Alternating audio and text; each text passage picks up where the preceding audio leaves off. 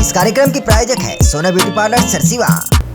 नमस्कार, एक बार फिर बहुत स्वागत है ACN 24 न्यूज में। मैं हूं आपके साथ हेमंत। चलिए गौर करते हैं खबर पर। सारंगढ़ बिलाईगढ़ जिले के बिलाईगढ़ क्षेत्र के शासकीय हाई स्कूल एवं पूर्व माध्यमिक शाला धाराशिव में 2 शिक्षकों की मारपीट का वीडियो सामने आया है। कक्षा में बच्चों के सामने ही दोनों शिक्षक आपस में भिड़ गए। घटना CCTV कैमरे में कैद हो गई है। देखिए वीडियो।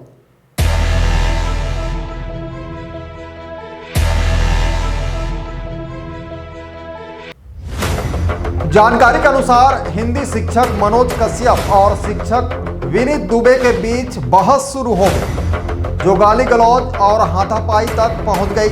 बच्चों में अफरा तफरी मच गई और वे डरकर कक्षा से बाहर भाग गए।